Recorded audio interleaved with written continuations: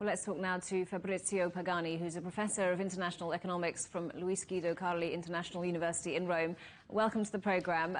So we're going to see Italy's first far-right government since World War II, the far-right gaining ground elsewhere in Europe as well. Why are they making gains?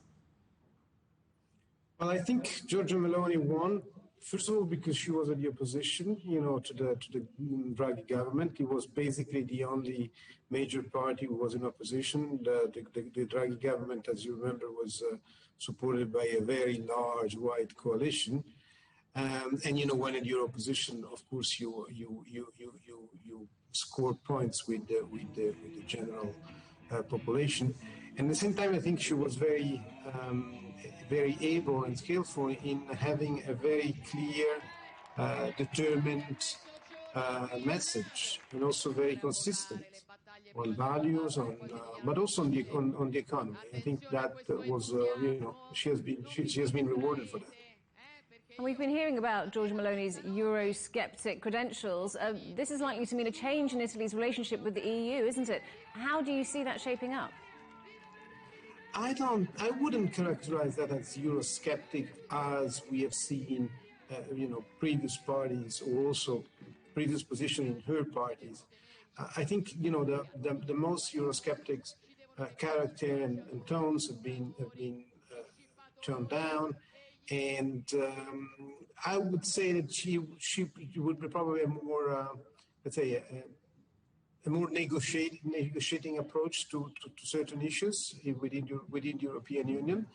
And I think she will have, in any case, to create and to forge alliances and partnership with the key countries, and have the trust of the major economic governments.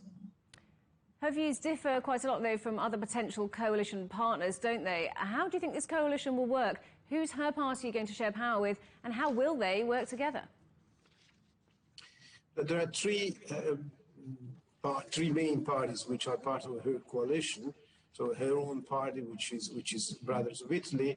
Then there is the Berlusconi's old party, Forza Italia, and Lega, led by Matteo Salvini. These parties are different, but not terribly different in terms of policy, in terms of approach. Particularly now that, as I said, some of the most extreme position on Europe and Euro have been ruled out. However, the majority in the Senate is trickier than the House. The majority in the Senate is fairly large, but in the Italian system, where so many changes happen during the legislature, you can never be totally safe.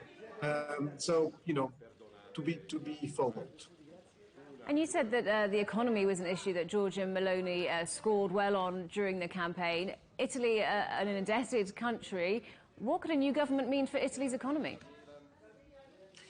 I think she struck the right balance between being attentive to the needs of the larger population, particularly the less affluent, and a certain fiscal conservatism.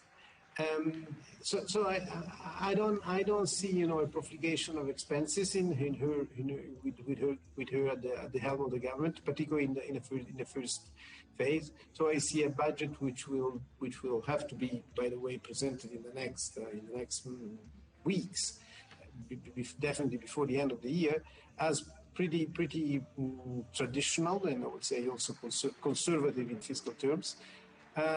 Later it could be different. The real challenge for any government, particularly her government, will be twofold. Will be to see how much she's able and they're able to implement the Italian recovery plan, which has these 200 billion from the European Union, and it's quite a challenge. And the second one is structural reform, and I'm not sure that the government will have the will and the ability to carry out a structural reform, which are much needed for Italian growth. Okay, Professor Fabrizio Pagani from Guido, Carli International University. Thank you very much for talking to us today. Thank you. Bye.